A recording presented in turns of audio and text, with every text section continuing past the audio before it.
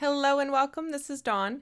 Today we're going to be taking a look at some of our newest product. We just launched a new release. It was available starting March 29th, and I wanted to take a couple of days to kind of go through all of the products and give you guys a closer look.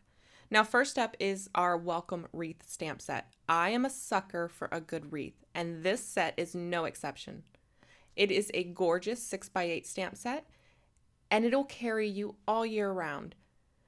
There are several different layering pieces here. You have like the grapevine base, some individual leaves, and then some fillers. Now you can use as many or as few layers as you like. And then we've got these large sentiments included in the set along with some sub-sentiments. Now, like I said, this makes it very versatile and it can carry you all year round. You could do a welcome home, welcome baby, thank you for your kindness, for your hospitality. We've got sweet and hello. Welcome to the neighborhood, hello friend. There are filler flowers that are great for spring and summer, and then there's berries that could carry you all the way through Christmas. Now, a great addition to this set is our wood planks stamp set. Now, this is a background building stamp set. You've got these smaller board-on-board planks, and then you have this larger plank. I've also included a single line so that you could turn the larger one into larger board-on-board planks. Another product that's going to complement both of these beautifully is our Welcome Wafer Die. You've got these large welcome, hello, and thanks sentiments along with this hexagon label shape, and then some little images that complement the theme of these very well. So let's take a look at building these wreaths. Now, you can build your wreath however you want. You can use, like I said, as many or as few layers as you'd like. This is just one example, and I'll have a few different ones to show you at the end. I'm starting all of these with the grapevine base, and I'm stamping that in our warm wool ink. I wanted to pull the warm wool color into the focal point because I will be stamping the wood planks in the background of this card. Now for the second layer, I'm going to stamp this smaller, more delicate leaf image. I'm going to stamp that twice in our limelight ink. You'll notice that I rotated the stamp between the first and second impression, and that's because these aren't perfectly symmetrical. So by rotating the stamp, I will get a little bit different placement, and my images won't stamp one on top of the other. They'll have a little offset to them. Now for this next image, I'm using the larger, more fuller leaf base, and I'm stamping that in Distress Oxide's Mode Lawn. I love combining our inks with the Distress Oxide inks because they have a pigment quality to them. They block out all of the color underneath, and they layer up really well with our regular inks without getting muddy. Now for the final layer on this card, I'm again going to use the Distress Oxide ink. Like I mentioned, I don't want any muddiness, so I'm letting that first Mode Lawn dry, and then I'm going to stamp with Faded Jean on top of that. Because I let that first layer dry, there's not going to be any mixing of the color. They're going to stamp one on top of the other, and I'll get more of a crisp, clean color. I love this color combo. Our Limelight and the Mode Lawn from Distress Oxide look so gorgeous together. I'm going to set that aside to dry, and while I do that, I'm going to color a piece of cardstock with the Faded Jean ink. I'm going to be creating a sentiment strip and die cutting a bow from this. I want it to perfectly match the stamping that I did, so by just ink blending a white piece of cardstock, I'll have a perfect color match. I'll be doing some heat embossing on this, so I want it to be completely dry. So I'll just set it aside to dry, and while that dries, I can go ahead and move on to the next step. I'm going to be stamping an all-over wood grain pattern in the background. I've got a 4 1/4 by 5.5 inch panel, and I'm going to be stamping our larger, more open wood grain pattern all the way across the background in our warm wool ink. I prefer to use the Fisker stamp press to stamp these types of backgrounds. Now, this background is so forgiving. Even if you don't do it straight, even if you overlap, it's not going to make a difference. This is a very open wood grain pattern, and it really just adds a little bit of texture. So there, you don't have to fuss with perfect alignment on this. Now our other pattern, it does have the lines going through it that separates the planks. So that one you will have to, if you choose to, be a little more careful about your lining up, but it's still pretty easy. It's a straight line, no intricate patterns to line up. The pattern on that one is also a little more compact. so it's going to give you more coverage, whereas this one has more open air and it's just all over a lighter, more airy feel. Now that the two main pieces are pretty much done, it's time to start adding some details.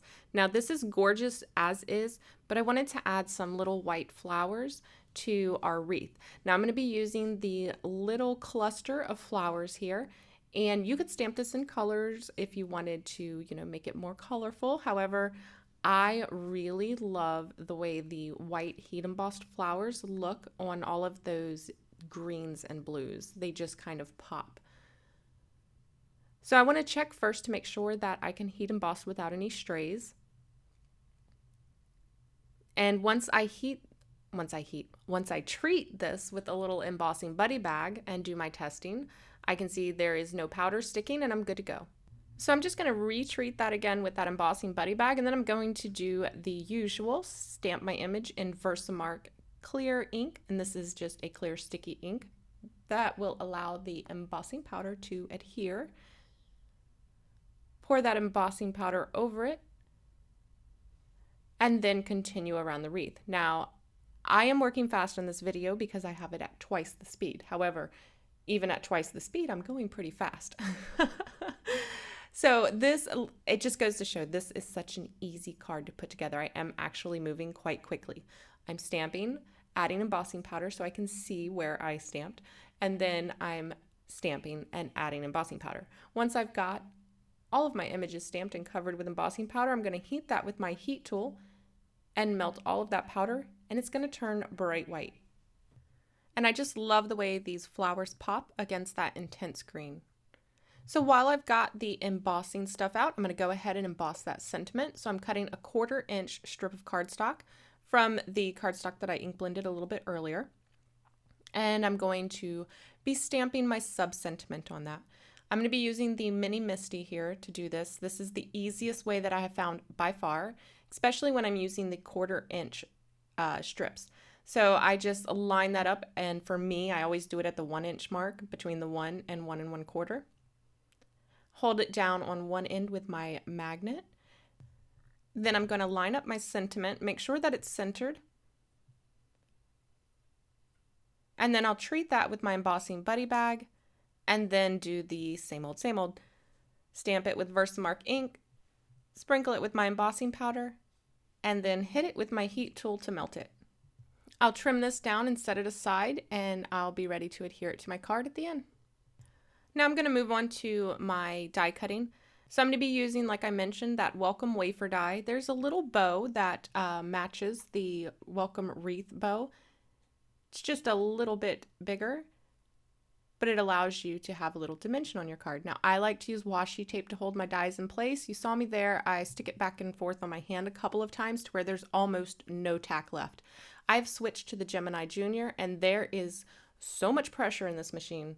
If you do not remove almost all of the tack, it is going to stick to your paper. In fact, I think I did get some tearing on this one. However, it's on the outside, so it really doesn't matter. But that just goes to show how much pressure that Gemini Junior has. It cuts through everything. And I don't even know why I waited so long to open this. Guys, I got this like back in June. I just finally opened it and started using it. And I cannot tell you how happy I am that I bought it. With my old machine that I was using, some of my more intricate dies, especially the larger background dies, I would have to run through 2 and 3 times and kind of shift them and move their direction between each pass, and before I would finally get a full complete cut. And this, 140-pound cardstock, no problem. First time through, just all the pieces just fell out.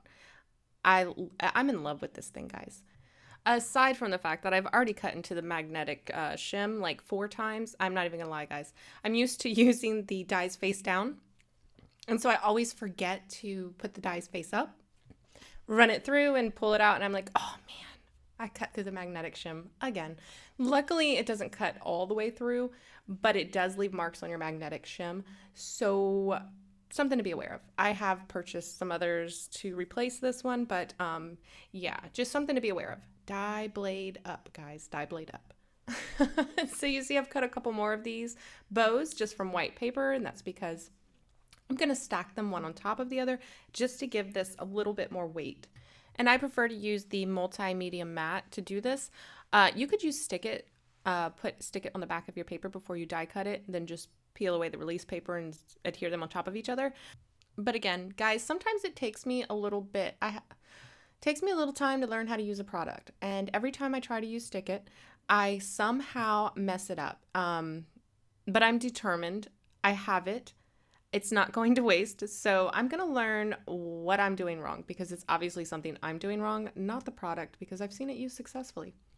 So now I want to stamp my thank you on top, but you see I've already heat embossed. Now normally when you stamp on top of heat embossing, your ink won't dry and it'll smear.